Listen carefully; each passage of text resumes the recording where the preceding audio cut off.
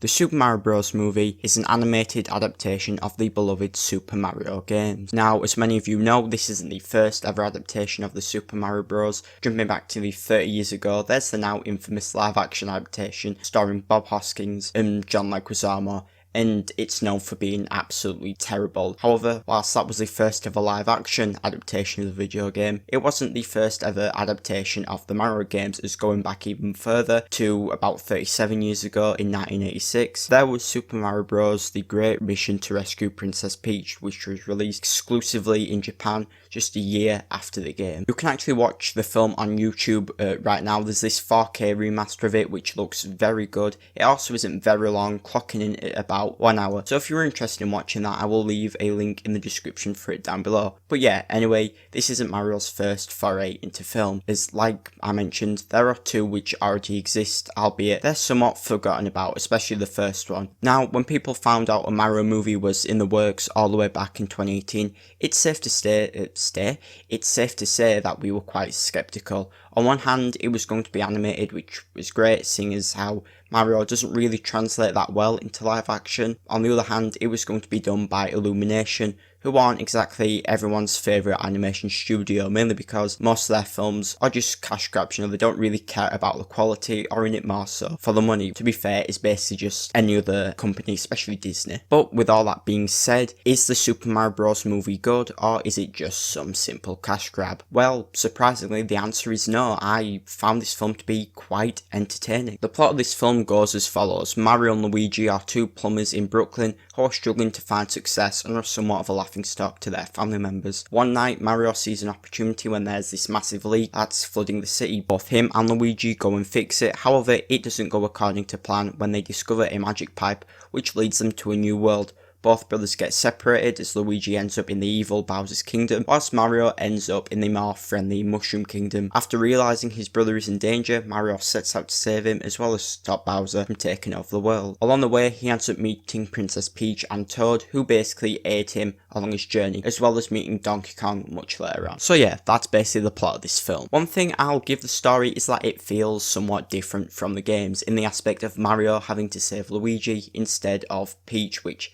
he normally typically does. I like it in the sense that they aren't just trying to copy the games, they are trying to change things up a bit. And whilst, yes, it isn't awfully different, as Mario still has to save someone and stop Bowser, which he does in basically every single game, it still differentiates itself enough from what we're used to. The story isn't perfect, however. For starters, I didn't find myself to be awfully too invested, at least towards the start. It weirdly felt kind of slow moving and just wasn't very interesting. It takes a while for Mario and Luigi to actually leave the real world.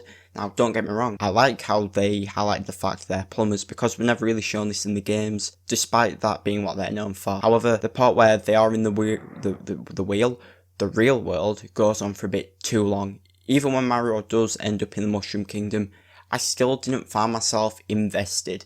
I feel like the story doesn't really pick itself up until he meets Donkey Kong and actually fights him. That's where I became invested. Despite that, there was also a sequence in this which felt a bit too short. Well, so yeah, spoiler alert, I guess, but there's this sequence where Mario and Donkey Kong are eaten by a fish. However, within a minute, they escape with basically no trouble. Just on their first attempt, they escape. My problem with this is that it sort of just felt pointless. Like, why had a problem there when they're literally going to solve it in less than a minute?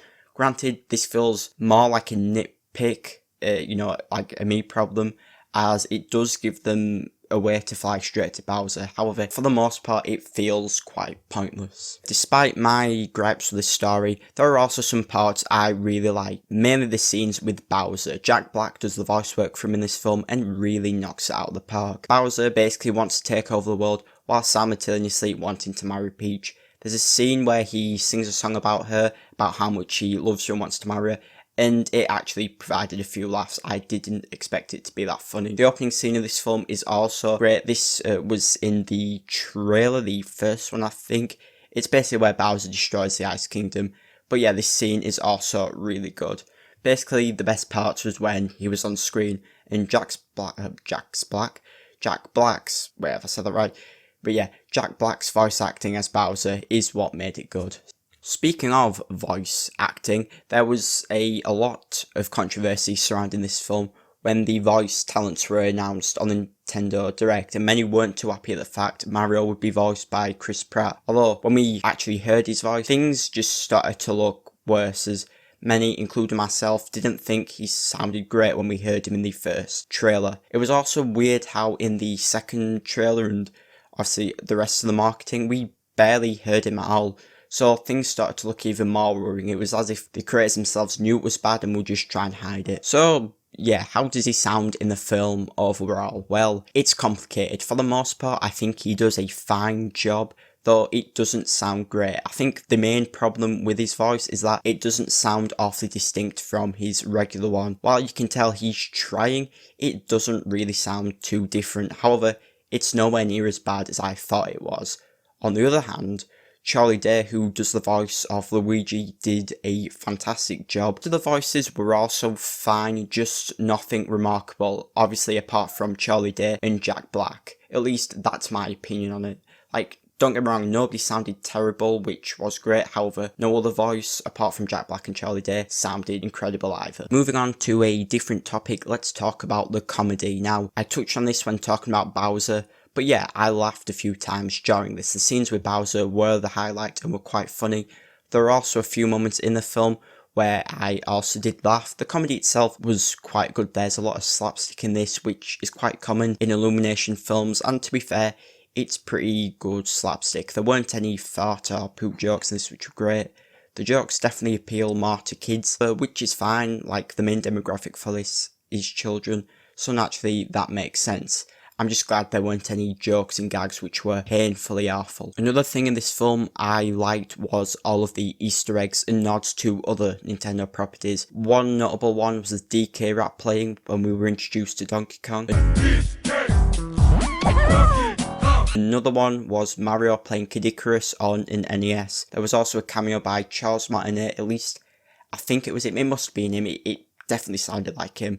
Obviously, they're not all of the Easter eggs and stuff. I'm sure somebody's going to end up making a video about them all, but they're just the ones I sort of noticed, and I thought they were a really cool addition. The final thing I'm going to touch upon is the animation. This film looks incredible. I was not expecting it to look as good as it does. You can tell a lot of effort went into making this film just look as great as it does. Like, the colours really do pop, and it's visually pleasing to look at. So yeah, if there is one thing I don't have any complaints about, is definitely the animation side of things. So yeah, overall the Super Mario Bros. Movie is pretty good. Whilst it does have its problems, I found myself enjoying this more than I expected. It also doesn't feel like some lazy cash grab, although I'm sure Illumination will make a lot of money. In fact, when I watched this, my screening was quite full, and I saw a showing with this at like 10:30 in the morning, so I could get the review out as fast as possible. Anyway, that's going to be it for this video. If you liked it, then please consider pressing that like button and subscribing, as it really does help out. It helps make me more videos. But yeah, that about covers it, so goodbye.